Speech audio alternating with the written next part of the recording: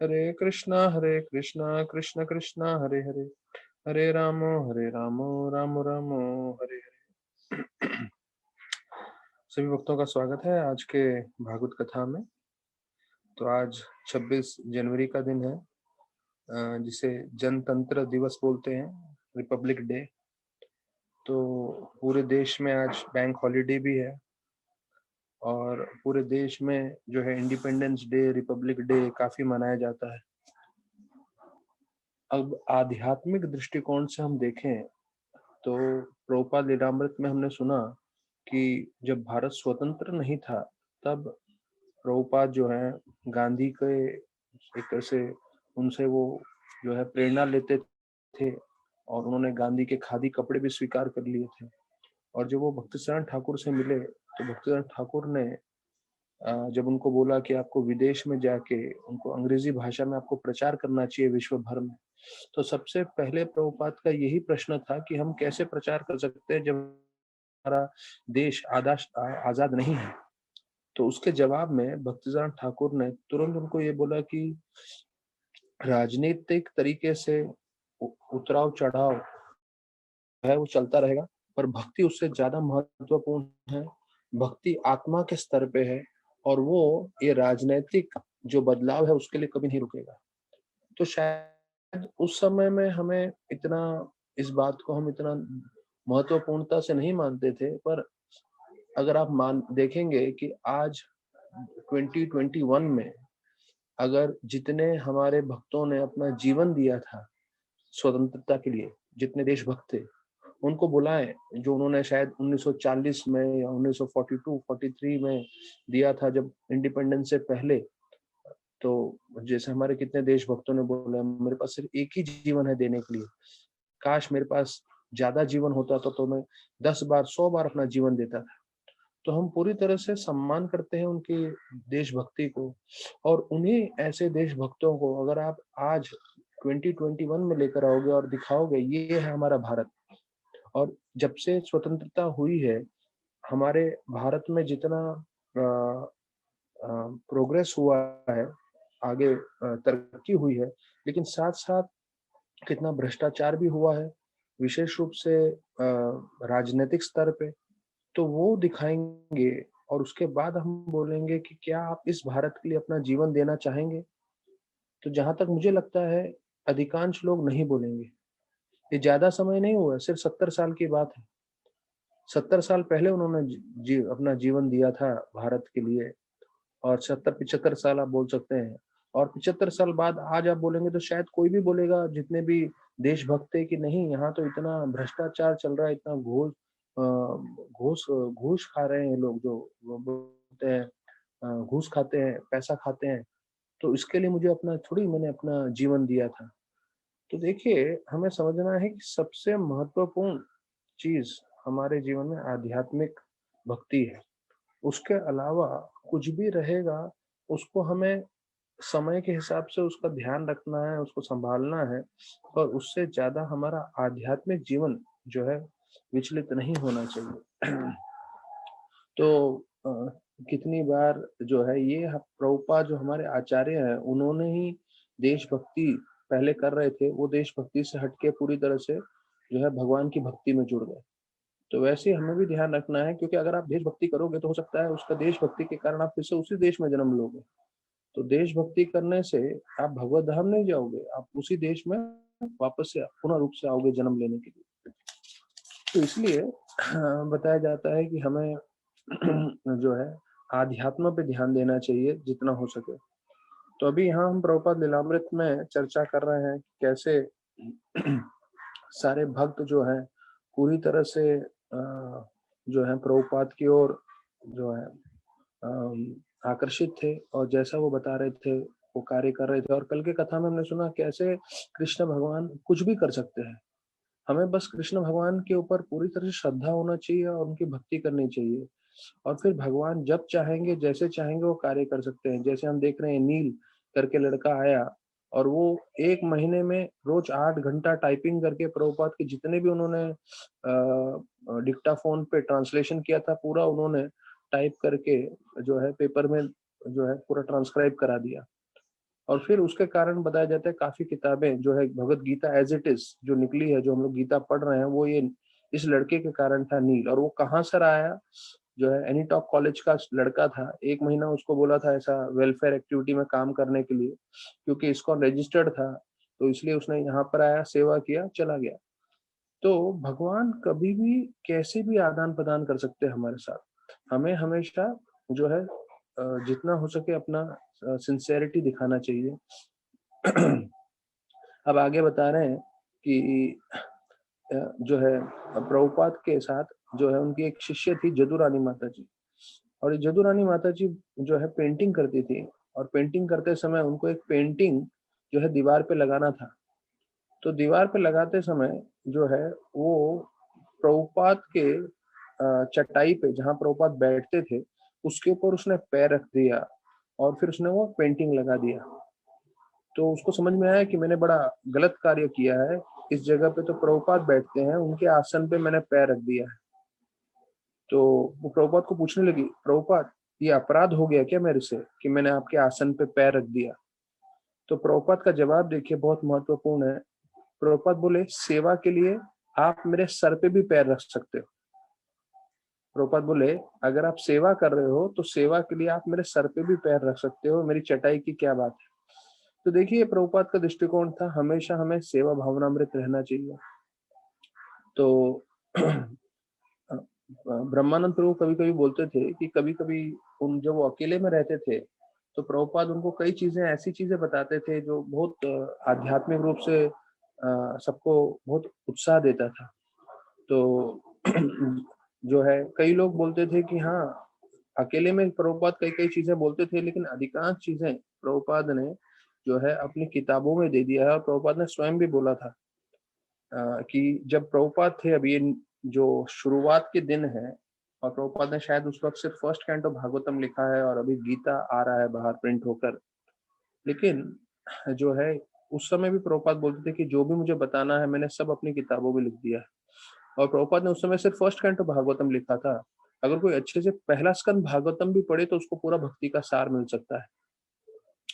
तो यहाँ पे वो बता रहे हैं कि Prabhupada had said the spiritual master is present in his instructions and that he had tried to put everything in these 3 volumes of Bhagavatam।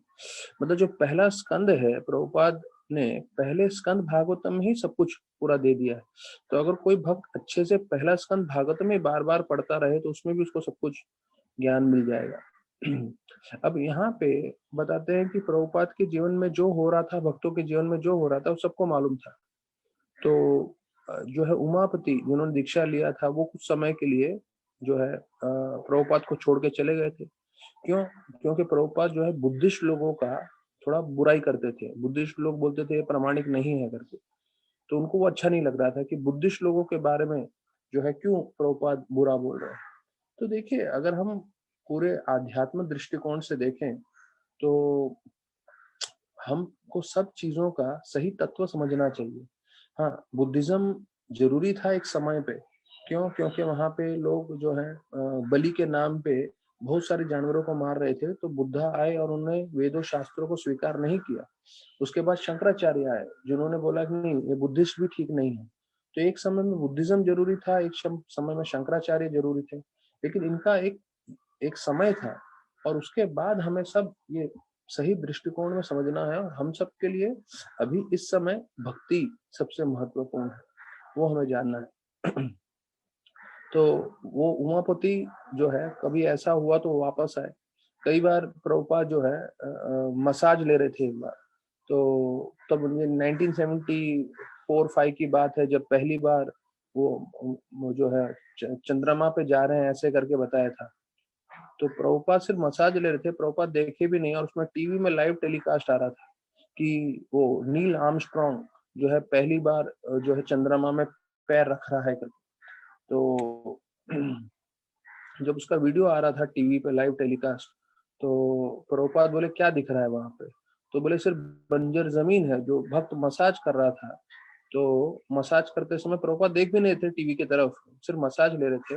तो मसाज लेते समय प्रभुपाद ने बोला, अच्छा ये लोग चंद्रमा पे पहुंच गए, अच्छा क्या दिख रहा है? तो बोले कि वहां तो पूरा बंजर जमीन है, अंधेरा ही अंधेरा है। तो प्रभुपाद बोले, शास्त्रों में लिखा है चंद्रमा पे लोग रहते हैं, और जो है वहां पे ऐसा कोई अंधेरा नहीं है और बंजर जमीन नहीं है। तो प्रभुपाद उसी वक्त बोले ये लोग चंद्रमा नहीं पहुंचे, ये कहीं और ही गए हैं करके। तो प्रभुपाद देखे भी नहीं, प्रभुपाद सीधा ऐसे ही मार्क कमेंट कर दिए।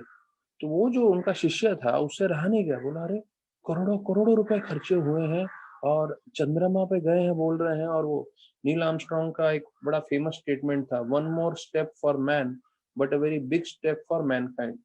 मतलब एक आदमी ने एक कदम उठाया है, लेकिन जो मानव जाति है उसने बहुत बड़ा कदम उठाया है कि चंद्रमा पे पहुंच गए। तो प्रभुपाद पहले ही बोल दिए चंद्रमा पे पहुंचे ही नहीं है।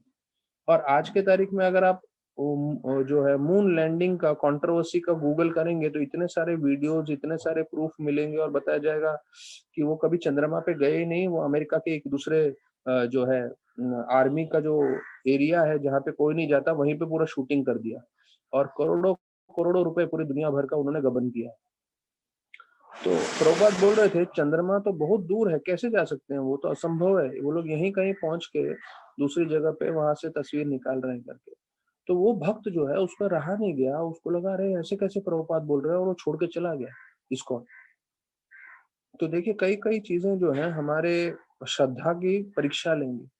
तो जब प्रभुपाद ने उस वक्त बोला अरे चंद्रमा पे गए ही नहीं है हम लोग, चंद्रमा पे कोई नहीं जा सकता, कोई तुम ये ऐसा रॉकेट लेके थोड़ी चंद्रमा पे जा सकते हो। चंद्रमा पे जाने के लिए आपको जो है इतना पुण्य संचित करना चाहिए और शरीर त्यागने के बाद आप जो है सूक्ष्म रूप में वापस से पुनः जन्म लेके जा सकते हो, इस शरीर से थोड़ी जा सकते हो, ये शास्त्रों में स्पष्ट दिया है। तो वैज्ञानिक भले ही अंतरिक्ष में जितना भी विमान छोड़ना है छोड़े, पर ये जो आध्यात्म की कई चीजें हैं उसको गलत नहीं साबित कर सकते। फिर यहाँ बताते हैं कि वो वापस आ गए थे उमापति प्रभु, और जो है फिर से उन्होंने कृष्ण भक्ति अच्छे से करना चालू कर दिया था। सत्स्वरूप जिन्होंने ये पूरा लीलामृत लिखा है उन्होंने जॉब छोड़ दिया और प्रभुपाद को बताने गए, प्रभुपाद मैंने जॉब छोड़ दिया। तो प्रभुपाद बोले, वो खूब डांटे उसको, किसने बोला तुमको नौकरी छोड़ने को, जाओ फिर से काम करो और जो तुम्हारा पगार आता है वो तुम इस्कॉन में डोनेट करो, ये सबसे जरूरी सेवा है। तो देखिए प्रभुपाद हर एक व्यक्ति के लिए अलग अलग सेवा दे रहे थे, अकॉर्डिंग टू बोलते हैं ना देश काल पात्र, उसके हिसाब से।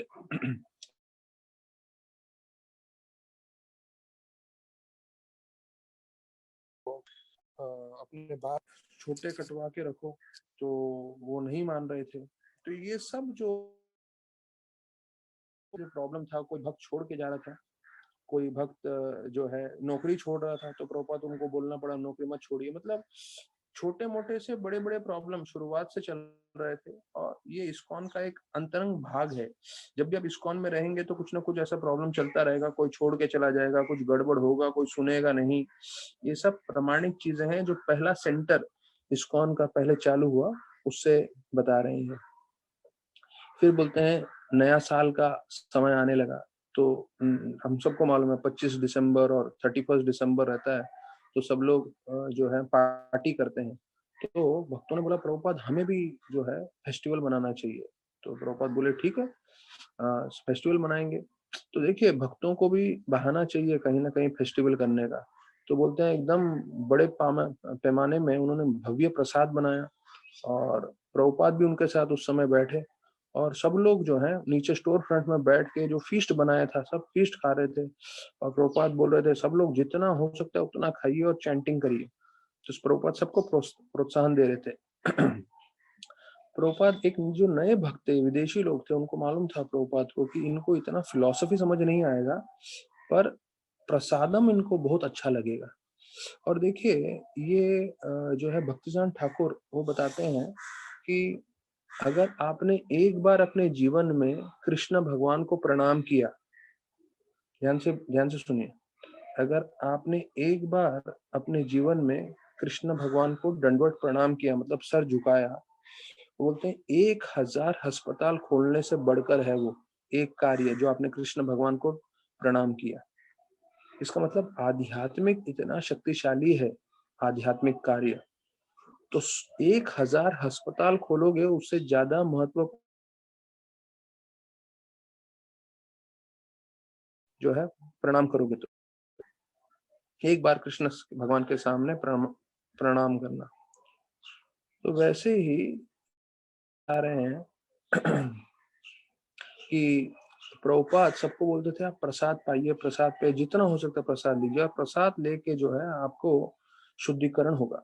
तो प्रभुपाद हमें तात्पर्य में बताते हैं, अगर दुनिया के लोगों को भक्ति में लाना है तो सबसे पहले प्रसाद दीजिए, क्योंकि अच्छा भोजन होगा, अच्छा प्रसाद होगा तो कोई मना नहीं करेगा।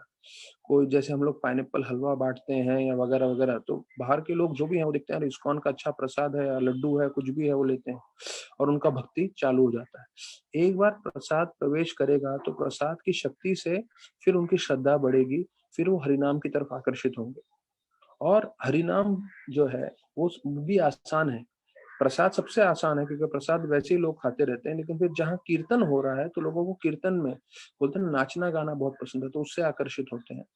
और उसके बाद फिलॉसफी आता है। अभी लॉकडाउन है, लॉकडाउन में प्रसाद भी नहीं है, कीर्तन भी नहीं है, तो हमारे पास सिर्फ प्रवचन है, तो हम प्रवचन दे रहे हैं, पर ये प्रवचन तीसरे स्टेज पे आता है।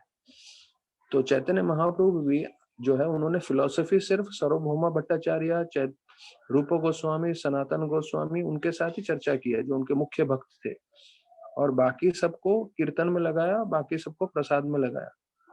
क्यों? क्योंकि उनको मालूम था सबके जो है फिलॉसफी सबको नहीं चमकेगा, तो सबके लिए क्या चमकेगा? प्रसाद। तो अगर हमें भी कृष्ण भक्ति जितना ज्यादा फैलाना है तो याद रखना चाहिए, सबसे पहले प्रसाद दीजिए। प्रसाद देते रहिए, प्रसाद देते रहिए, प्रसाद खाते खाते लोगों का शुद्धिकरण होगा, प्रसाद के कारण लोगों का जो है भक्ति में प्रगति होगा। उसके बाद वो हरिनाम के प्रति आकर्षित होंगे, कीर्तन के प्रति आकर्षित होंगे, उसके बाद हरि कथा के प्रति। क्योंकि हरि कथा थोड़ा फिलॉसफी हो जाता है, तो कई बार कई लोग को इतना जमे नहीं। तो अभी यहाँ पे प्रभुपाद फिर वो चैतन्य महाप्रभु और सनातन गोस्वामी की कथा बता रहे हैं। तो चैतन्य महाप्रभु सनातन गोस्वामी को बोले कि आपको कृष्ण भगवान का कृतज्ञ होना चाहिए। उन्होंने बड़ी कृपा की है और आपको जो है इसमें से निकाल दिया जो आप राजा की सेवा में थे। तो सनातन गोस्वामी जवाब बहुत उत्तम देते हैं। वो बोलते हैं, मुझे कृष्ण नहीं मालूम, मुझे आप मालूम हो, क्योंकि आपके कारण मैं जो है इन सब चीजों से निकल चुका हूँ। तो वैसे ही हमारे जीवन में भी सच बात सही है कि कृष्ण के कारण सब कुछ हो रहा है, लेकिन कृष्ण हमारे जीवन में किसके माध्यम से आते हैं? गुरु के माध्यम से। तो एक शिष्य को चाहिए हमेशा गुरु के तरफ जो है पूरा उसकी आस्था बनाए रखें। अगर गुरु की तरफ आस्था बनाए रखेंगे तो वो हमेशा सही मार्ग में रहते हैं। एक प्रवचन में मैं सुन रहा था, देखिए अगर आप एक समुद्र में हैं और समुद्र की लहरों में जहाज पे हो आप, और आप समुद्र की लहरों को वश में नहीं कर सकते, पर अपने आप जहाज को वश में कर सकते हो, या जिसको बोट या शिप बोलते हैं। तो अगर आप शिप में हैं तो वो आप जहाज को कंट्रोल कर सकते हो और उससे आप जो है जो बोलते हैं शोर या जो किनारा है उसकी ओर जा सकते हो। नहीं तो ओशन तो ऐसा होता है, जब कई लोग जो शिपिंग लाइन में है उनको मालूम है, वो एक बार निकलते हैं तो 6-6 महीना समुद्र में ही रहते हैं। उसका कोई अंत नहीं है, ऐसा लगता है समुद्र का। तो ये उदाहरण दे रहे थे महाराज कि आप समुद्र को वश में नहीं कर सकते, पर जहाज को वश में कर सकते हो। और जो है कंपास के द्वारा जो है आप अपने किनारे पे आने की कोशिश कर सकते हो, भले ही कितना समय लगे। तो वैसे ही बोले हम इस भौतिक जगत में हैं, हम भौतिक जगत को वश में नहीं कर सकते, लेकिन अपने जीवन को वश में कर सकते हैं, अपने कार्यों को वश में कर सकते हैं, और अपने कार्य हम इस तरह से करें जिससे हम भक्ति में प्रगति करें, और भक्ति प्रगति करते हुए हम भगवत धाम की ओर आगे बढ़े। तो चैतन्य महाप्रभु कि काफी भक्त बनारस में थे, तो उन्होंने सनातन गोस्वामी को बोला कि आप इन भक्त के घर में जाके प्रसाद पाइए और जो है इन भक्त के यहाँ रहिए। तो सनातन गोस्वामी ने मना कर दिया और बोला नहीं, ना ही मुझे इनसे कपड़े चाहिए, ना ही मैं यहाँ पे प्रसाद पाऊंगा। क्यों? क्योंकि सनातन गोस्वामी बोला क्योंकि मैंने साधु बन चुका हूँ, मैं वैरागी का जीवन प्राप्त किया है, तो मैं सिर्फ मधुकरी करके प्रसाद प्राप्त करूंगा। तो महाप्रभु जो है ये सब सुन के जो है बहुत प्रसन्न हुए। तो बोलते हैं महाप्रभु भक्तगण वैराग्य प्रधान। तो महाप्रभु के जो भक्तों में सबसे महत्वपूर्ण गुण क्या है? वैराग। वैराग मतलब उनकी आसक्ति नहीं होती कुछ भी। लेकिन फिर चैतन्य महाप्रभु ने जो उनके उनके जो जीजा थे, उन्होंने उनको एक कंबल दिया था, वो कंबल की तरफ सिर्फ देखा, तो देखने से जो है सनातन गोस्वामी को समझ में आ गया कि भाई महाप्रभु जो है उनको अच्छा नहीं लग रहा है कि मैं इतना महंगा वाला कंबल अपने पास रखा हूँ। तो वो जाते हैं तट पर, नदी के तट पर। वहां पे एक साधु जो है उसका एक पुराना फटा हुआ कंबल धो रहा होता है। तो बोलते हैं एक काम करिए, ये पुराना कंबल आप मुझे दे दीजिए और ये कीमती महंगा वाला कंबल आप रखिए। तो वो व्यक्ति जो है, बूढ़ा आदमी जो था, वो बोलता है अरे क्या हो गया, पागल हो गए हो क्या, इतना महंगा वाला कंबल मुझे क्यों दे रहे हो और ये फटा हुआ क्यों ले रहे हो। बोला नहीं, मुझे ये नहीं चाहिए, आप दे दीजिए करके। तो उससे लेकर आ जाते हैं पुराना वाला कंबल फटा हुआ। तो जब चैतन्य महाप्रभु देखते हैं तो वो मुस्कुराते हैं, बोलते हैं अभी आप पूरी तरह से वैरागी बन गए हो, आपकी जो आखिरी आसक्ति थी वो भी निकल गई है कृष्णा भगवान की कृपा से। तो अभी जो है चैतन्य महाप्रभु के सामने सनातन गोस्वामी बोलते हैं कि मैंने अपना जीवन पूरा इंद्र भोग में बर्बाद कर दिया है। और ये जो बोल रहे हैं वो तो भाई महान भक्त हैं, ये तो जो है मंजरी हैं आध्यात्मिक जगत से। पर जब ये बोल रहे हैं वो हमारे लिए बोल रहे हैं कि हम ये सब शिक्षण ले सके। तो आमी के मतलब वो पूछ रहे हैं कि मैं कौन हूँ और मैं कहाँ से आया हूँ, इसके बारे में आप बताइए मुझे। और बोलते हैं मैं, मुझे लोग सब पंडित बोलते हैं पर वास्तविक तो मैं मूर्ख नंबर 1 हूँ। मुझे ये सब चीजों के बारे में ज्ञान ही नहीं है कि मैं क्यों दुखी हो रहा हूँ और मुझे इतने सारे ताप क्यों जीवन में भोगने पड़ रहे हैं और मैं इस भौतिक जगत में क्यों हूँ।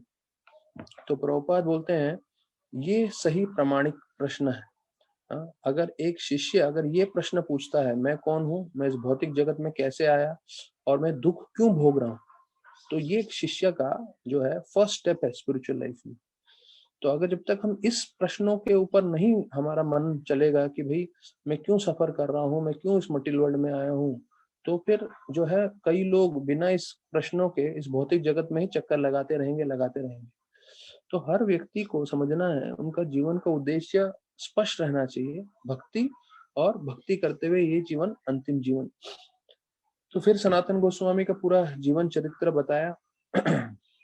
और फिर प्रभुपाद जो है चैतन्य महाप्रभु के बारे में बताने लगे कि उनका जो शरीर है वो भौतिक नहीं आध्यात्मिक है पूरी तरह से। और यहाँ तक कि जब चैतन्य महाप्रभु सनातन गोस्वामी के प्रश्नों के लिए उन्होंने 2 महीना संपूर्ण रूप से उनको ये सब आध्यात्मिक ज्ञान दिया और उसमें उनको कई कई चीजों के बारे में बताया कि हमारा जो आत्मा है, आत्मा का भगवान से क्या संबंध है, भौतिक जगत क्या है, आध्यात्मिक जगत क्या है, जो व्यक्ति शुद्ध भक्ति करता है उसके गुण क्या है, भगवान कृष्ण के गुणों के बारे में बताया, उनकी लीलाओं के बारे में बताया, उनके रूप के बारे में बताया, उनके अवतारों के बारे में बताया और उनके जो है अलग अलग जो वृंदावन और दूसरे जगह पे उन्होंने जो पास टाइम्स किए थे उसके बारे में बताया और कैसे भक्ति योगा सबसे सर्वोत्तम है। तो ये सब जो है उनको विस्तार पूर्वक 2 महीने में बताया। और फिर उन्होंने ये कहा कि सनातन गोस्वामी को कि जो जो मैंने आपको ज्ञान दिए हैं अब ये सब आप जो है किताबों के बारे में लिखिए, किताबों के रूप में लिखिए और भविष्य में आने वाली पीढ़ियों को जो है ये ज्ञान जो है आप दे सकते हैं। तो एक सनातन गोस्वामी ने किताब लिखी है जिसे बोलते हैं बृहद भागवतामृत। तो हो सकता है हमारे भविष्य के प्रवचनों में हम उस किताब को भी लें। और क्योंकि सनातन गोस्वामी ने साक्षात चैतन्य महाप्रभु से 2 महीना पूरा ये ज्ञान प्राप्त किया है, तो निश्चित रूप से उन्होंने बृहद भागवतामृत में भी वो सब ज्ञान की बातें लिखी होंगी जो हम लोग चर्चा में सुन सकते हैं। और ये बताया जाता है 1966 नवंबर की बात है कि प्रभुपाद ने 50 लेक्चर चैतन्य चरितामृत पे दिए थे। तो देखिए मैंने संक्षेप में बताया चैतन्य महाप्रभु और सनातन गोस्वामी का आदान प्रदान, और वही सनातन गोस्वामी ने मदन मोहन मंदिर बनाया है। तो जो मदन मोहन मंदिर का रेप्लिका मतलब वैसे ही मंदिर जो है राधानाथ महाराज ने गोवर्धन इको विलेज में बनाया है। तो ये सनातन गोस्वामी जिन्होंने चैतन्य महाप्रभु के संगी पार्षद थे, जिनको 2 महीना पूरा उन्होंने सब ज्ञान दिया, उन्होंने अपने भक्ति भाव से मदन मोहन विग्रह की स्थापना की और पूरा मदन मोहन मंदिर के जो है निर्माण किया। और फिर महाराज का क्योंकि भक्ति वहां से प्रारंभ हुआ था मदन मोहन मंदिर से और वृंदावन से, तो महाराज की आसक्ति इतनी थी मदन मोहन से, तो लाइव साइज 250 फीट का मदन मोहन मंदिर महाराज ने जीवी गोवर्धन इको विलेज में बना दिया है। तो जो भी भक्तगण उसको देखता है और उनके सामने प्रार्थना करता है तो उनको संपूर्ण रूप से सनातन गोस्वामी का आशीर्वाद मिलता है। मैं हाल ही में गौरांग प्रभु के साथ था, तो गौरांग प्रभु मुझे जो है मदन मोहन मंदिर के बिल्कुल अंदर लेके गए, तकरीबन दरवाजे के एकदम नजदीक से पास में, और मंदिर दिखाए। अधिकांश भक्तों को सामने मदन मोहन दिखता है और बाकी कुछ नहीं दिखता, क्योंकि मंदिर का प्रांगण ऐसे ही रहता है कि आपको सिर्फ सामने विग्रह दिखते हैं। और जब गौरांग प्रभु मुझे अंदर लेके गए तो उन्होंने मुझे बताया, भगवान के दाहिने दीवार पे सनातन गोस्वामी की तस्वीर है और भगवान के बाएं दीवार पे एक्चुअल मदन मोहन जी जो वृंदावन में है उनका तस्वीर है। और बोले महाराज ने सनातन गोस्वामी और मदन मोहन मंदिर अंदर रखवाया है कि हमेशा सनातन गोस्वामी यहाँ पे विराजमान रहे, और यहाँ पे बैठे बैठे वो क्या देखें, हमेशा मदन मोहन मंदिर को। तो उनके सामने ही मदन मोहन मंदिर रखा है। तो गौरांग को बोल रहे थे ये महाराज ही हैं जिनको ऐसा दृष्टि होता है, ऐसा उनका भक्ति है, जो ऐसे सब कार्य करते हैं जो हमें कभी समझ नहीं आ सकता।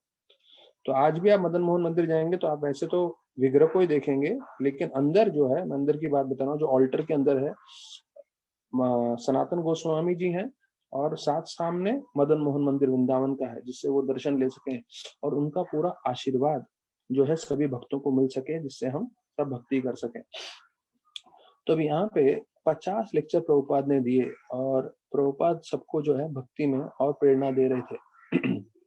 कभी बताया जाता है कि शाम का समय रहता था, और शाम के समय में मुकुंद जो है वो वेस्ट कोस्ट में थे। तो वो प्रभुपाद को बोल रहे थे कि प्रभुपाद आप जो है वहां पर आइए। तो उन्होंने एक चिट्ठी भेजी थी और उन्होंने बोला था कि प्रभुपाद वहां पे मंदिर अभी प्रारंभ करेंगे।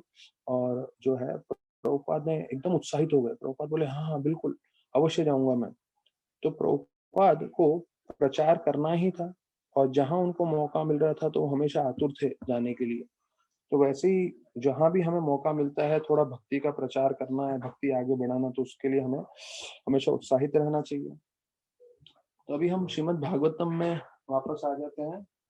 जो है हमने 28 श्लोक तक चर्चा किया था कल।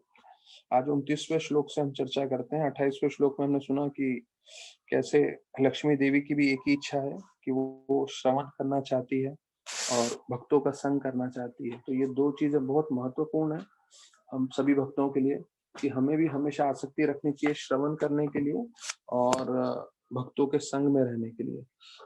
और बोलते हैं लक्ष्मी देवी भी हमेशा पूरी तरह से नारायण जी की सेवा करती हैं और बारीकी से बारीक सब सेवा का ध्यान रखती हैं। तो ये कल भी हमने सुना। तो महाराज राधानाथ स्वामी महाराज बताते हैं taking taking care of the details is the sign of love. मैं कल भी बता रहा था आप लोगों को कि हमें जब भी कोई कार्य कर रहे हैं तो कार्य करते समय हमें ध्यान पूर्वक जो छोटी से छोटी चीजें हैं उसको भी ध्यान पूर्वक हमें कार्य करना चाहिए। फिर 29वें श्लोक में बोलते हैं कि जो महान भक्त हैं वो हमेशा सेवा में लगे रहते हैं, और भक्ति करके सेवा करके वही एक तरीका है जिससे हम माया के प्रपंच से बच सकते हैं। तो यहाँ बता रहे हैं there is no reason for the liberated soul to take shelter of lotus feet except that such souls are constant thinking of lotus feet.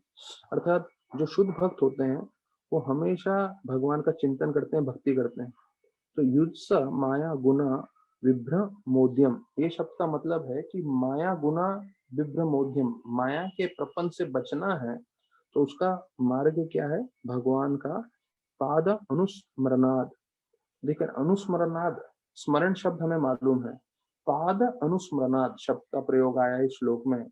तो भगवान के चरणों का भवत पदा पाद अनुस्मराद रते सताम करके, सताम मतलब हमेशा। तो बोलता हमेशा जब हम भगवान के सताम शुद्ध भक्तों के लिए बताया गया है, लेकिन हमेशा जब हम भगवान के चरणों का अर्थात भगवान की भक्ति करेंगे तब हम माया के प्रपंच से बच सकते हैं।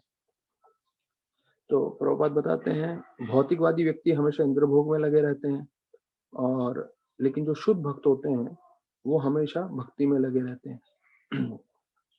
तो बोलते हैं जब तक हम इस रजो और तमोगुण के प्रभाव से हमारे जीवन में इसका असर रहेगा तो हम हमेशा, हम पे दो चीज होगा, हम हमेशा लोभी रहेंगे और हम हमेशा काम भावना बनी रहेगी, जिसके कारण हम लोग दिन और रात सिर्फ मेहनत करते रहेंगे, मेहनत करते रहेंगे, मेहनत करते रहेंगे।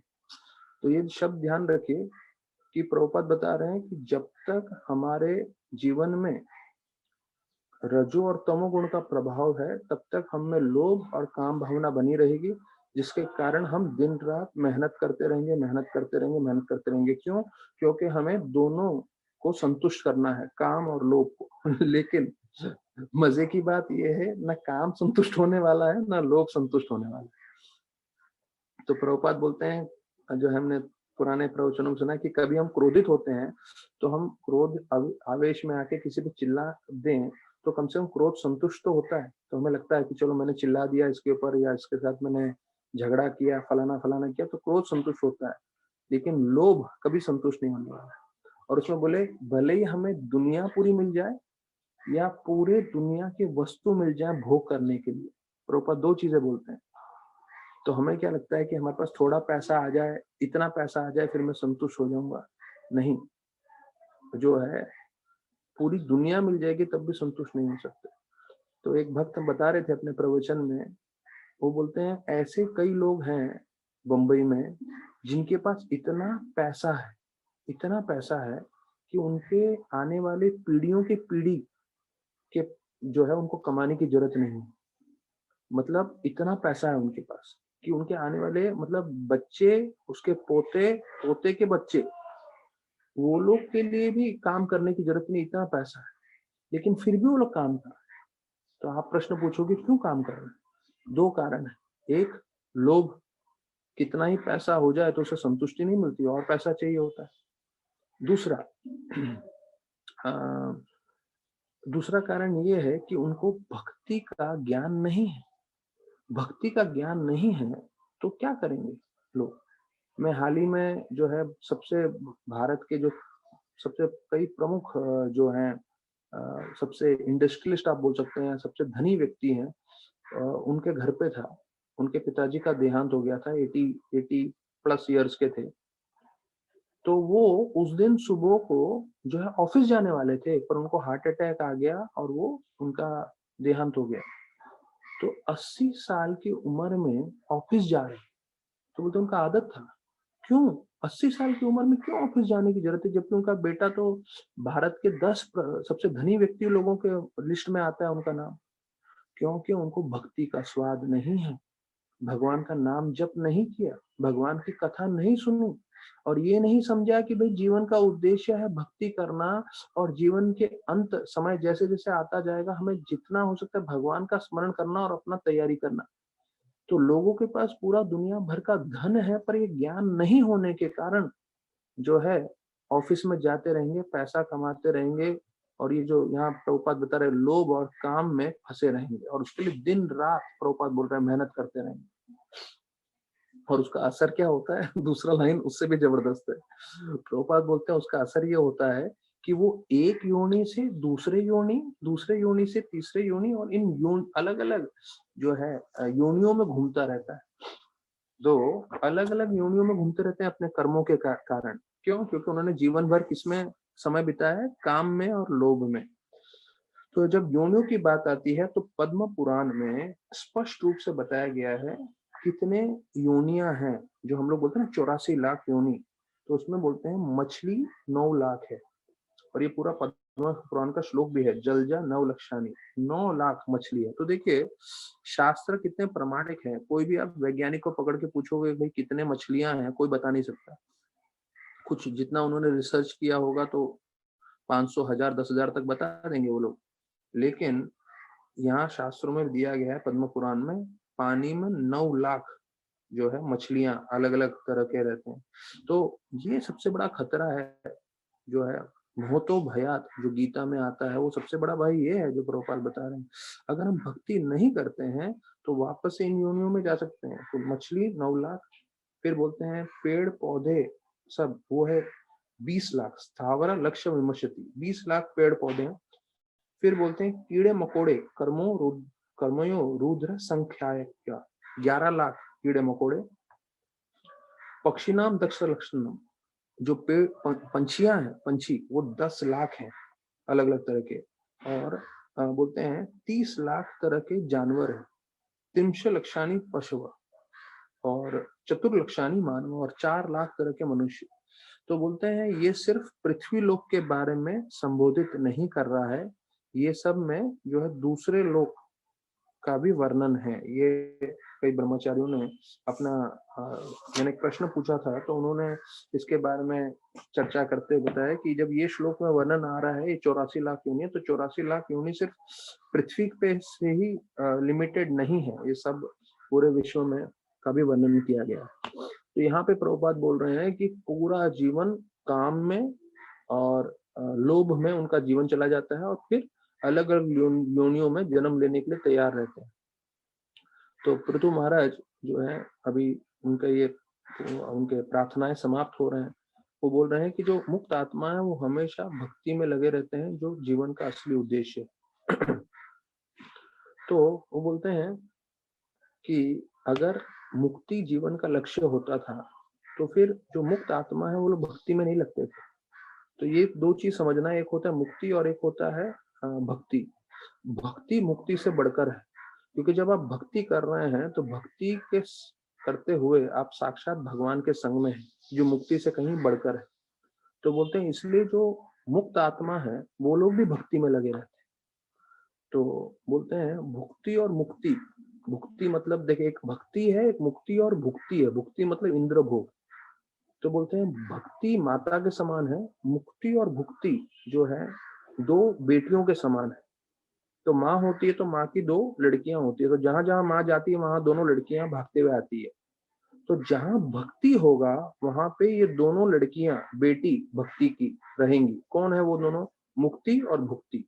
मतलब जो भक्त भक्ति में लगा हुआ है, भगवान की सेवा में लगा हुआ है, उसको ये दो चीज अपने आप मिलेगा। क्या?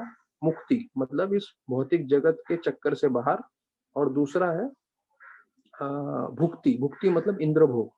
तो सबसे उत्तम श्रेणी का आध्यात्म के स्तर पे उसको इंद्र भोग भी प्राप्त हो सकता है, क्योंकि भुक्ति और मुक्ति दोनों भक्ति देवी की सेवा करते रहते हैं।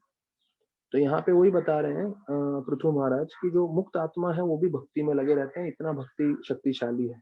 तो ध्यान रखिए, हम लोग जो मार्ग में लगे हैं श्रवण कीर्तन का, भागवत सुनने का, प्रभुपाद जो एक पूरी तरह से शुद्ध भक्त थे। प्रभुपाद जिनको ने रूप गोस्वामी और जो है उनके सूक्ष्म शरीर में उनसे आए थे मिलने बात करने के लिए, और उन्होंने उनको बोला था राधा दामोदर मंदिर में कि आपको हम शक्ति दे रहे हैं जिससे आप विश्व में जाके प्रचार करें और ये भक्ति पूरे विश्व में फैलाएं। तो ऐसे शुद्ध भक्त भी उनका अधिकांश समय किसमें जा रहा था? अब प्रभुपाद शुद्ध भक्त हैं, उन्होंने उनको पूरा कृष्ण भगवान का साक्षात्कार है, आचार्य को सूक्ष्म रूप में देख चुके हैं। वो उनका पूरा समय किसमें जा रहा था? भागवतम को अनुवाद करने में, भागवतम का प्रवचन देने में। अर्थात मुक्त आत्मा भी ये सब कार्य करते हैं क्योंकि उसमें उनको साक्षात कृष्ण भगवान का संग मिल रहा है।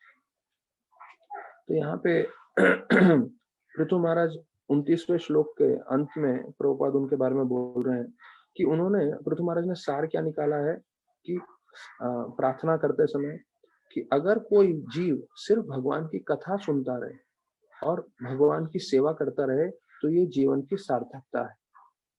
तो सिर्फ कथा सुनना, देखिए कथा सुनने में भी बहुत ज्यादा मेहनत नहीं करना पड़ता है, कथा बोलने वाले को मेहनत करना पड़ता है, पर कथा सुनना सिर्फ आप जो है उसको लगा दें और सुनते रहें बस। सिर्फ कथा सुनने से भगवान का और भगवान की सेवा करने से आप जीवन का सार्थकता प्राप्त कर सकते हैं। प्रभुपाद बोलते थे भक्ति बहुत आसान है, वो इतना आसान है कि लोग करेंगे भी नहीं।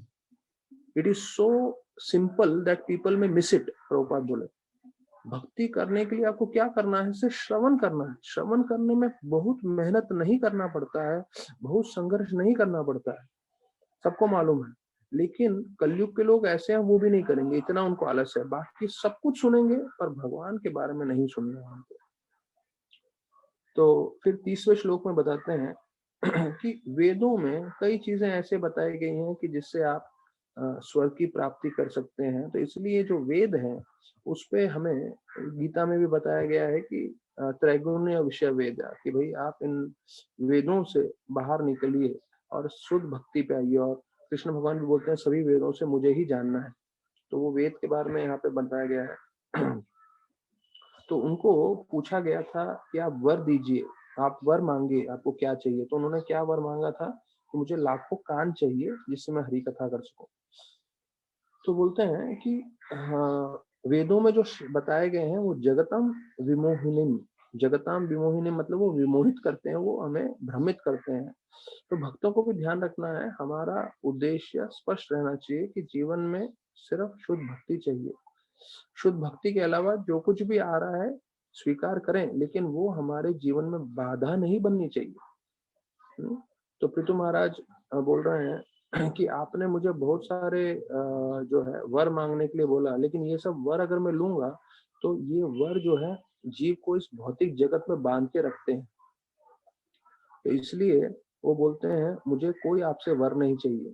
तो प्रभुपाद बोलते हैं जो शुद्ध भक्त होते हैं ना वो भुक्ति में ना वो मुक्ति में उनका रुचि होता है, वो सिर्फ भक्ति में रुचि करते हैं। तो भले ही मैंने आप लोग को बताया कि जब आप भक्ति कर रहे हैं तो आपको अपने आप मुक्ति मिलेगा, आपको भुक्ति मिलेगा, लेकिन भक्त जो होता है इन दोनों से आकर्षित नहीं होता है। उसका उद्देश्य स्पष्ट रहता है, मुझे सिर्फ भगवान की हेतु की सेवा करनी है, बिना कोई हेतु के।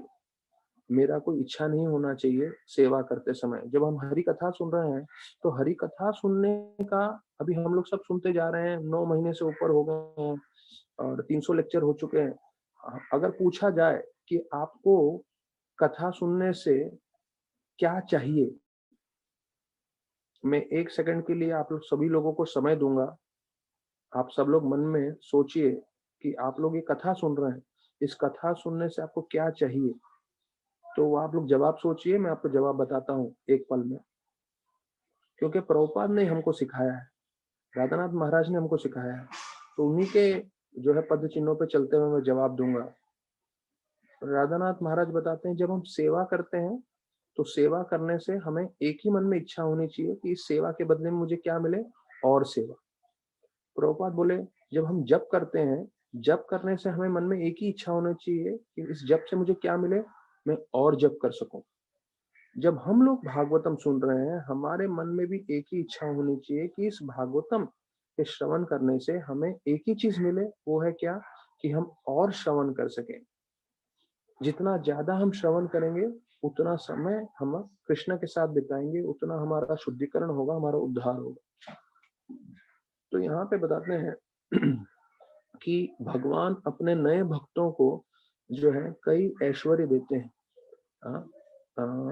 तो Lord sometimes offer benedictions to new devotees who have not yet understood the material facilities will not make them happy। तो देखिए यहाँ बोल रहे हैं कि भगवान कई कई भक्तों को भौतिक ऐश्वर्य देते हैं, लेकिन भक्तों को ये नहीं मालूम चलता, ये नए भक्तों को, कि भाई भौतिक ऐश्वर्य भौतिक चीजें मुझे आनंद नहीं देगा, मुझे सिर्फ भक्ति आनंद देने वाला है। तो इसलिए चैतन्य चरितामृत में बताया गया है कि जो बुद्धिमान भक्त है वो भगवान से कुछ भी भौतिक चीज नहीं मांगता। क्योंकि उनको मालूम है भौतिक चीज जो है इस भौतिक जगत में बंधन का कारण ही बनने वाला है। वो सिर्फ एक ही चीज मांगता है कि मैं कैसे आपको शरणागत हो सकूं। तो प्रभुपाद ये इंपॉर्टेंट पॉइंट बोल रहे हैं, the offering of benedictions in the form of material profit is never auspicious for the devotee. ये थोड़ा भारी भारी स्टेटमेंट है प्रभुपाद का, कि हमें अगर कुछ भौतिक वर मिल रहा है अपने जीवन में तो भक्त के लिए शुभ नहीं है, वो भक्त के लिए शुभ नहीं है। कि मतलब आपके पास बहुत सारा ऐश्वर्य आ जाए तो वो आपके भक्तिमय जीवन के लिए अच्छा नहीं। तो अननोन प्रभु जो है वो बोल रहे थे एक दूसरे भक्त को, बोले भगवान पैसा दे देंगे पर तुम्हारी क्षमता है क्या पैसे को संभालने की? मतलब पैसा पूरी तरह से दिमाग खराब कर देगा। अगर किसी के पास बहुत ज्यादा ज्यादा धन आ जाए तो एक चीज हो सकता है कि वो ये जो हम लोग का श्रवण की कथा है, भागवत है, वो सब बंद करके दूसरा सब कार्य करने लग जाए। अभी हम लोग श्रवण इसलिए कर रहे हैं, शायद किसी के पास बहुत अधिक मात्रा में धन नहीं, लेकिन अगर भविष्य में किसी के पास बहुत अधिक मात्रा में धन आ जाए तो बड़ा प्रश्न चिन्ह होगा। क्या हम ऐसे ही बैठ के पूरा 1 घंटा या उससे ऊपर कथा सुनेंगे क्या? नहीं। पैसा आ जाएगा तो हम बोलेंगे चलो ये कार्य करते हैं, वो कार्य करते हैं, इंद्र भोग करते हैं, वगैरह वगैरह। और जो भक्ति है, जो हमारा जीवन का उद्देश्य है, वो हट जाएगा। तो वो पैसा बाधा है आपके भक्तिमय जीवन के लिए, भगवत धाम जाने के लिए। तो देखिए प्रभुपाद वही बता रहे हैं यहाँ पे, 30th वर्ष है, वो बोल रहे हैं कि अगर आपके पास भौतिक चीज कुछ ज्यादा आ जाएगा तो एक भक्त के लिए वो शुभ नहीं होता है, वो अशुभ होता है। बहुत भारी है प्रभुपाद के जो वाक्य है।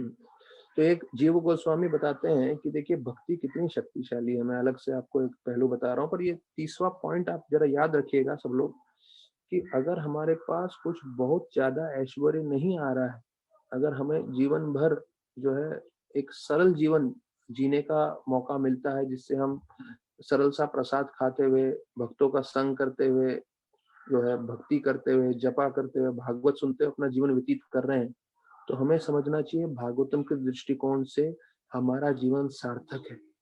अधिकांश लोगों का इच्छा होता है कि मेरे पास बहुत पैसा है, मैं बहुत कामयाब हूँ, मैं बहुत बड़ी-बड़ी चीजें करूँ। करिए, मना नहीं है, लेकिन ये सब चीजें आपका भक्ति को कम नहीं करना चाहिए। अगर ये सब चीजें आपकी भक्ति को बढ़ा रही हैं तो ठीक। तो राधानाथ महाराज कहते हैं, अगर किसी के जीवन में धन बढ़ रहा है, तो धन के साथ-साथ उसकी भक्ति भी बढ़नी चाहिए।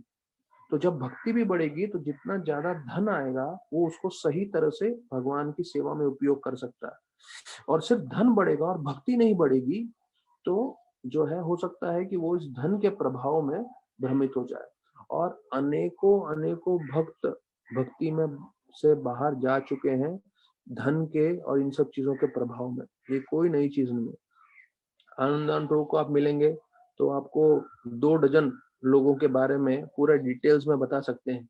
कैसे कोई शेयर मार्केट में आया और उसके बाद पूरा भक्ति से निकल गया, कैसे किसी के पास बहुत सारा धन आया, भक्ति से पूरा निकल गया।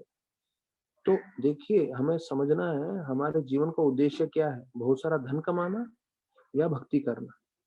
हाँ, अगर हमें धन चाहिए, बिल्कुल अपना जीवन निर्वाह करने के लिए हमें जो लक्ष्मी का उपयोग रहेगा, लेकिन भक्ति के कॉस्ट पे नहीं। हमारा भक्ति कम नहीं होना चाहिए, भक्ति जीवन भर चलना चाहिए। जो हमने मार्ग पकड़ा है 16 माला 4 नियम, ये जीवन के अंत तक ये चलना चाहिए, जिससे हम भगवत धाम जा सके। नहीं तो हमारा जीवन फेल हो जाएगा, वेस्ट हो जाएगा।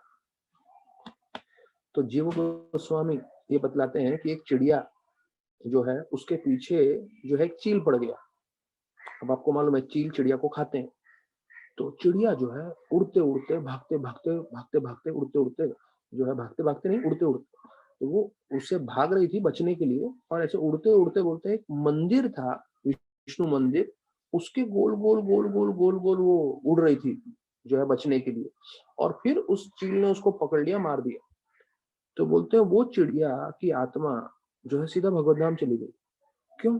क्योंकि उसने जो है पूरा मंदिर का प्रदक्षिणा किया शरीर त्यागने से पहले। वो जबकि उसको मालूम नहीं है कि नीचे मंदिर है, वो सिर्फ अपने हिसाब से चिड़िया उड़ रही थी अपने आप को बचाने के लिए। तो ये उदाहरण दिया जा रहा है कि देखिए भक्ति इतनी शक्तिशाली है कि कोई गलती से भी करता है तो उसका इतना प्रभाव हो जाता है। तो कल के एक प्रवचन में मैं एक फोटो शेयर कर रहा था, आदित्य प्रभु फोटो दिखाइए आप। वो उसमें बता रहे हैं राधानाथ महाराज कि देखिए अगर हम निस्वार्थ भाव से किसी की भी सेवा करते हैं, तो जब हम सेवा करेंगे उस व्यक्ति का, तो हमें दिल खोल के उनका आशीर्वाद मिलेगा। तो हम लोग सब आशीर्वाद चाहते हैं, आशीर्वाद चाहते हैं। तो याद रखिए ये चीज, आपको किसी से मांगने की आवश्यकता नहीं है। आप कार्य ऐसे करें कि सामने वाला व्यक्ति प्रसन्न हो। भले ही आप उनको भोजन खिला रहे हैं, भले ही आप जो है प्रवचन कर रहे हैं, भले ही आप कुछ और कार्य कर रहे हैं, आप जो भी कार्य कर रहे हैं आपका उद्देश्य होना चाहिए कि सामने वाले व्यक्ति प्रसन्न हो। फिर भले ही आप उनसे बात नहीं भी कर पाओ, लेकिन क्योंकि आपने उस व्यक्ति को प्रसन्न किया है, बिना मांगे उसके हृदय में से आशीर्वाद आएगा और वो आपको आशीर्वाद लगेगा। तो देखिए महाराज लिखते हैं, महाराज का यहाँ शब्द है, if we serve someone with love and affection, अगर हम किसी की सेवा करते हैं प्रेम से और पूरी आसक्ति से, तो ब्लेसिंग्स जो आशीर्वाद है will pour from that person's heart, उसके हृदय में से आशीर्वाद निकलेगा और हम सबको आशीर्वाद मिलेगा विदाउट इवन आस्किंग। मांगने की जरूरत भी नहीं पड़ेगी आपको, बिना मांगे आपको आशीर्वाद मिल सकता है। तो ये चीज हमें समझना है, जीवन भर हमें आशीर्वाद चाहिए लोगों का, तो जीवन भर हमें लोगों की सेवा करनी है। अगर हम लोगों की सेवा करेंगे, लोगों को मदद करेंगे भौतिक रूप से, आध्यात्मिक रूप से, तो निश्चित रूप से लोगों का आशीर्वाद मिलेगा, और उस आशीर्वाद से जो है हम भक्ति कर पाएंगे। अब यहाँ पे ये जो फोटो देख रहे हैं, शायद आप लोग को मालूम नहीं होगा, महाराज ये बरसाना में है और ये व्रजवासी औरत है। और वहाँ पे कैटरेक्ट का उन्होंने जो है हर साल को शिविर लगाते हैं, हॉस्पिटल जैसा बनाते हैं और कैटरेक्ट ऑपरेशन करते हैं बहुत सारे ब्रजवासियों को, जिससे वो देख सकें। तो महाराज जी देखिए हाथ जोड़ के उस बूढ़ी औरत से बोल रहे हैं कि आप ब्रजवासी हैं, आप आशीर्वाद दीजिए कि मैं भक्ति कर सकूं, सेवा कर सकूं, राधा कृष्ण को प्रसन्न कर सकूं। और महाराज जी सिर्फ अंग्रेजी बोलते हैं, तो पीछे आप देखें विश्वरूप प्रभु बैठे हुए हैं, वो जो है हिंदी में रूपांतर कर रहे हैं। और बिना महाराज को भाषा आते हुए भी उनको सब ब्रजवासियों का, सभी वैष्णव का जो है कृपा मिल रहा है। क्यों? क्योंकि वो सबको भक्ति की ओर जोड़ रहे हैं। तो ये बहुत महत्वपूर्ण हमारे लिए है। हम सबको आशीर्वाद चाहिए। और एक बार मैं आपको बता रहा हूँ, आपके पास आशीर्वाद आएगा भक्तों का, वैष्णव का, तो वो आशीर्वाद साक्षात कृष्ण भगवान, पूर्ण पुरुषोत्तम, जो पूरे भौतिक और आध्यात्मिक जगत के रचना करने वाले हैं, वो भी उस आशीर्वाद को भेद नहीं सकते।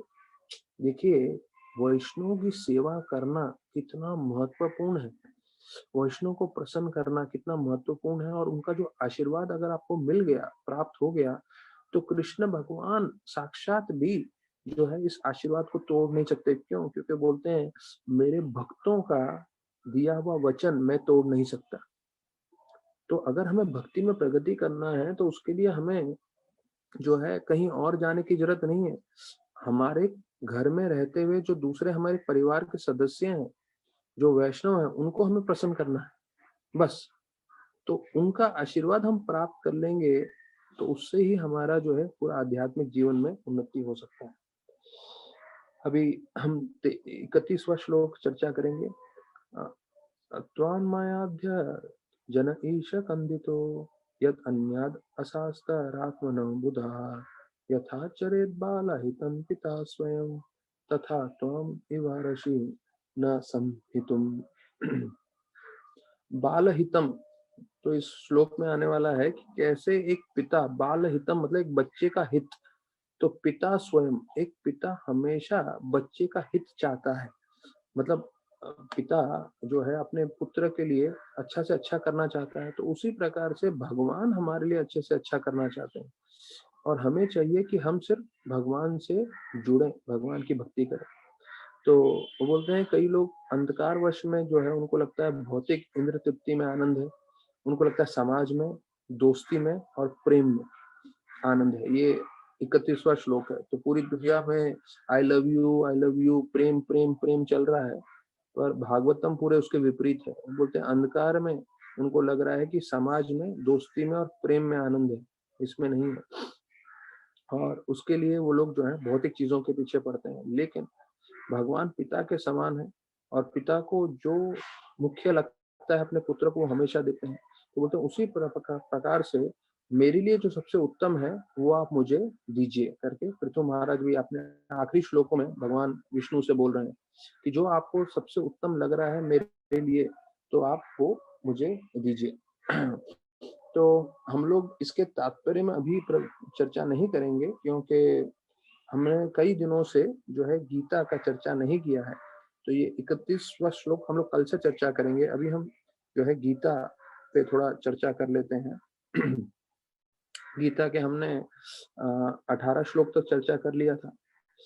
मैं क्या है, हर बार कई बार मैं एक चीज दोहरा देता हूँ, तो कई भक्त मुझे बोलते हैं अरे प्रभु जी ये बताया था आपने, ये आपने दोहराया है ये चीज। और मैं बोलता हूँ अरे भाई दोहराना जरूरी है, ये इतना महत्वपूर्ण है, इतना जरूरी है कि जितनी बार आप सुने उतना आपके लिए अच्छा है, कल्याणकारी है। यहाँ तक कि ये सब चीजें आपके दिमाग में, मस्तिष्क में पूरी बैठ जानी चाहिए। प्रभुपाद ये 18, अभी हम लोग को 19वें श्लोक से करना है। मैं 18वां श्लोक पढ़ रहा था, मुझे इतना अच्छा लगा, मुझे लगा मुझे फिर से बोलना चाहिए आप लोगों के साथ। प्रभुपाद बोल रहे हैं शरीर खत्म होने वाला है, और ये कभी भी खत्म होगा या फिर 100 साल के बाद खत्म होगा। ये 18 श्लोक के तात्पर्य में प्रभुपाद बोल रहे हैं। मतलब हम ये सुनते हैं पर मानते नहीं है, अपना जीवन उसके हिसाब से हम जीते नहीं है। हम पूरा समय इंद्र भोग में लगे रहेंगे, अपने अपने कार्यों में लगे रहेंगे, मानने को तैयार नहीं है हम कि भाई शरीर एक पल में नष्ट हो जाएगा। अगर हार्ट अटैक आ जाए, तो मैं एक अपने कांदिवली में ब्रोकर से मिलने गया था, वो 42-43 इयर्स का था, और जो है उससे डीलिंग था, मैं कर वापस आया, और अगले दिन सुबह मुझे मालूम चला कि जो है उनका देहांत हो गया। तो मैं बोला, अरे कल ही तो मैं मिलकर आया उनसे। तो बोले नहीं, उनको एकदम से हार्ट अटैक आ गया, चले गए। और वो भी जवान व्यक्ति, कोई ऐसे बूढ़े भी व्यक्ति नहीं थे। तो ये देखिए, एक चीज है कि हम मानते नहीं है कि वही कभी भी हमारे साथ होने वाला है और हो सकता है ये। और बोलते हैं या तो फिर 100 साल के बाद होगा। प्रभुपाद बोलते हैं ये सिर्फ समय की बात है, शरीर नष्ट होने वाला है। कोई भी अपने शरीर को संभाल के रखने वाला नहीं है पूरे समय के लिए, हमेशा के लिए। लेकिन महत्वपूर्ण क्या है? आत्मा। और इस आत्मा के लिए हमें भक्ति करना है। और फिर जो है प्रभुपाद बताते हैं तात्पर्य में कि जैसे सूरज की रोशनी होती है तो जिसके कारण पूरी सृष्टि चल रही है, तो बोलते हैं उसी प्रकार से जो आत्मा है शरीर में, उसके कारण पूरा शरीर चल रहा है। आत्मा निकल जाता है तो पूरा शरीर जो है वो मृत कहलाता है। तो कई लोग बोलते हैं अरे हम लोग केमिकल से बने हैं, केमिकल से बने हैं, आत्मा आत्मा नाम की कुछ चीज नहीं होती। तो प्रभुपाद देखिए कितना प्रैक्टिकल थे। बोले ठीक है, लो जितना है केमिकल ले लो और एक मरे हुए व्यक्ति को जिंदा करो, या जितना चाहिए केमिकल ले लो और एक जो है किसी तरह से एक फिर से आप जीवन जो है प्रारंभ करो या जीवन बनाओ, किसी को जीवित करो या किसी को भी लाइफ बना के दिखाओ। तो वो वैज्ञानिक लोगों से संभव है ही नहीं, वो कभी लाइफ नहीं ला सकते किसी भी चीज में, क्योंकि ये जो जीवन है वो आत्मा के कारण हो रहा है और आत्मा भगवान का अंश है, ये स्पष्ट रूप से सबको मालूम है। लेकिन फिर भी लोग आंख बंद करके अंधकार में जीना चाहते हैं। जैसे बोलते हैं एक पंछी है जिसको बोलते हैं ऑस्ट्रिच। ऑस्ट्रिच मतलब एक बहुत बड़ा विशाल काया का बर्ड होता है, पंछी होता है। जब उस पंछी के पीछे शेर पड़ता है तो ये क्या करता है? भागता है भागता है भागता है जितना हो सकता है अपने अपने आप को बचाने के लिए। लेकिन जब देखता है बहुत नजदीक आ गया है शेर, तो क्या करता है? अपना सर मिट्टी के अंदर डाल देता है। सर मिट्टी में डालने से क्या होता है? उसका आंख बंद हो जाते हैं और उसको लगता है शेर नहीं। तो, तो ये सही थोड़ी है। शेर तो बस कुछ पल में भी उसके ऊपर आक्रमण करने ही वाला है, उसका जीवन खत्म होने वाला है। तो बोलते हैं वैसे ही भौतिकवादी व्यक्ति हैं, उनको मालूम है निश्चित रूप से मृत्यु कभी भी आएगी, लेकिन फिर भी जानबूझ करके आंख बंद करके जीवन व्यतीत करेंगे। आत्मा को विश्वास नहीं करेंगे, भक्ति को विश्वास नहीं करेंगे, वही अपने जो है इंद्र भोग के कार्यों में लगे रहेंगे। तो जिसे बोलते हैं चरवना चरवना नाम, मतलब जो चबाया हुआ चीज है उसी को चबाते रहेंगे चबाते रहेंगे चबाते रहेंगे, वही दुनिया भर की बकवास बातों के अंदर लगे रहेंगे। राधानाथ महाराज बता रहे थे अगर कोई भक्ति नहीं कर रहा है तो सबसे प्रसिद्ध या सबसे धनी व्यक्ति भी हो, वो पूरा समय जो है प्रजल्प में ही निकालेगा, बकवास बातों में ही निकालेगा, इंद्र भोग की बातों में ही निकालेगा। तो मैं मानसिक रूप से सोच रहा था कि मैंने पहले भी बताया है कि जब हम बात करते हैं, गीता के हिसाब से भी बताया हुआ है, तो उसमें 4 स्तर आते हैं। एक स्तर होता है जब हम निंदा करें, झगड़ा करें, गलत शब्दों का प्रयोग करें, कोई गाली वाली देते हैं या जो है मारपीट की बातें करते हैं, झगड़े की बातें करते हैं, बुराइयां करते रहते हैं, ये सबसे निम्न स्तर है, 4th स्टैंडर्ड, जो कई लोग करते हैं।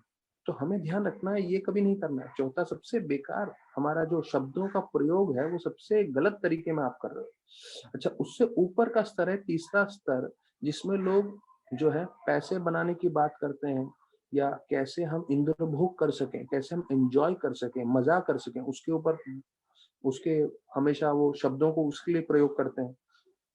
अब ये तीसरे स्तर पे पूरा का पूरा मुंबई, इंडिया और दुनिया लगी हुई है। दो ही काम है, कैसे मैं इंद्र भोग करूं, कैसे मैं एंजॉय करूं, और दूसरा स्तर है कैसे मैं पैसा बनाऊं। ये जो है तीसरा स्तर है, ये 2 कार्यों में लगे रहते हैं। इसके ऊपर का स्तर है दूसरा स्तर, जब आप दूसरे लोगों के कल्याण के लिए सोच रहे हैं। जैसे अभी कोरोना वायरस चल रहा है तो पूरा का पूरा हमारे देश में इतने सारे जो है मोदी जी ने इतना अच्छा प्रबंध किया, बीएमसी इतना मेहनत कर रहा था, सत्यनारायण प्रभु ने बताया, बिना 1 रुपया लिए इतने सारे लोगों को मदद कर रहा था। तो ये जो स्तर है, जब आप बात कर रहे हैं लोगों के कल्याण के लिए, लोगों को मदद करने के लिए, भले ही वो भौतिक रूप से मदद है, भले ही आप भोजन दे रहे हैं या दवाई दे रहे हैं या किसी ना किसी तरह से आप लोगों का कल्याण कर रहे हैं, तो ये दूसरा स्तर है। और सबसे उत्तम स्तर है जब हम भगवान के भक्ति के बारे में चर्चा करें, भगवान के बारे में चर्चा करें, जिसके बोलने वाले और सुनने वाले दोनों का कल्याण हो और दोनों जो है भगवत भक्ति करते हुए भगवत धाम की ओर चले। तो याद रखिएगा, जब हम मुंह खोल रहे हैं तो हम मुंह खोलते समय हमारा अधिकांश समय क्या चीज के लिए हमारा जो है हमारे शब्द प्रयोग हो रहे हैं। जब मृत्यु का समय आता है, मैंने कई भक्तों को शरीर त्यागते हुए देखा है, वो अंतिम समय में बहुत कुछ बोलना चाहते हैं पर शरीर इतना दर्द में होता है, इतना वो बोलते हैं ना कफ और वो सब भर जाता है, एक शब्द भी नहीं बोल पाते। तो देखिए, हमें उस परिस्थिति में नहीं जाना है, जो हमें बोलना है पहले ही बोल देना चाहिए।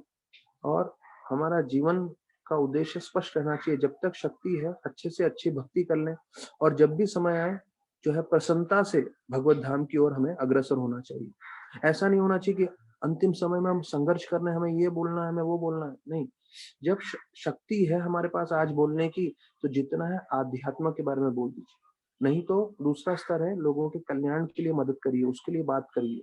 और फिर क्योंकि हम इस भौतिक जगत में रह रहे हैं, तो निश्चित रूप से हमें शरीर को संभालना है, पैसे की बात करनी है तो करिए। लेकिन समझना चाहिए ये तीसरा स्तर है, और चौथा स्तर है निंदा और किसी की हानि की बात करना। वो कभी नहीं करना चाहिए किसी भी वैष्णव को। तो ये सोच समझ के हमें जब हम मुंह खोलते हैं, बात करते हैं, तो ये 4 चीजों का ध्यान रखना चाहिए। तो प्रभुपाद बोलते हैं, जो शरीर है वो जरूरी नहीं है, क्या जरूरी है, वो आत्मा है। तो ये 18वें श्लोक में हमने सुना। 19वें श्लोक में, येनम वेति हंतरम यश्चैनम मन्यते हतम भूतो न विज्ञानीतो नायम हंति न हन्यते। तो बोल रहे हैं कि जो है जो आत्मा है उसका कभी अंत नहीं होता, क्योंकि उसका कभी शुरुआत भी नहीं हुआ तो अंत कहाँ से होगा। तो जब हम जो है प्रारंभ की बात करते हैं, प्रारंभ होता है शरीर का, आत्मा का नहीं। क्योंकि जो शरीर है उसका जन्म होता है, पर आत्मा नित्य काल से, नित्य काल है ही नहीं आध्यात्मिक जगत में। वहां पे भगवान के साथ है, और हमें वहीं पे जाना है जहाँ पे समय नहीं है। वो एटर्नल है आध्यात्मिक जीवन। तो वहां के हम लोग सब हैं, वहां पे आत्मा थी और वहां से इस भौतिक जगत में आया है। तो कई बार लोग ये प्रश्न पूछते हैं, हम लोग क्यों आए इस भौतिक जगत में। तो प्रभुपाद इसका जवाब देते हुए बोलते हैं कि अगर आप इस भौतिक जगत में आए हो, तो अभी जो है आपका एक ही कर्तव्य बनता है कि भक्ति करके आप भगवत धाम जाएं। और जब आप वहां जाओगे तब आपको समझ में आ जाएगा कि आपका पतन कैसे हुआ, आप क्यों आए, वगैरह वगैरह। प्रभुपाद ने इतना बताया था कि हमारे मन में जो है अलग से भोग करने की इच्छा थी। हमें भगवान की सेवा नहीं करना था, इसलिए हम इस भौतिक जगत में आए। और यहाँ पे हम अलग अलग तरह से भोग करते रहते हैं, और भोग करते हुए फ्रस्ट्रेट होते रहते हैं। तो जब हम पूरी तरह से फ्रस्ट्रेट हो जाते हैं, फिर लगता है अरे क्यों फ्रस्ट्रेट हो रहे हैं, तो मालूम चलता है अरे भाई, हमें भगवान के साथ जुड़ना चाहिए। जैसे मैं कल भी बता रहा था, एक बच्चा माँ के साथ जुड़ जाता है, एक बच्चा पिता के साथ जुड़ जाता है तो हमेशा प्रसन्न रहता है। तो आप जितना भक्ति से जुड़ जाएंगे, कृष्ण से जुड़ जाएंगे, आप हमेशा प्रसन्न रहेंगे। तो प्रभुपाद बोल रहे हैं कि हम आत्मा है, और आत्मा का कभी नष्ट नहीं हो रहा। लेकिन यहाँ पे कृष्ण भगवान अर्जुन को बोल रहे हैं कि आपको इन सबको नष्ट करना है, इन सबका अंत करना है। क्यों? धर्म की संस्थाप करने के लिए। तो धर्म को जो है एस्टेब्लिश करने के लिए, उसको स्थापना करने के लिए अगर जो है युद्ध भी करना पड़े तो वो प्रमाणिक है। फिर 20वां श्लोक है, न जायते मृते वा कदाचिन नायं भूत्वा भविता वा न भूया जो नित्य शाश्वतम यम पुराणो न हन्यते हन्यमाने शरीरे।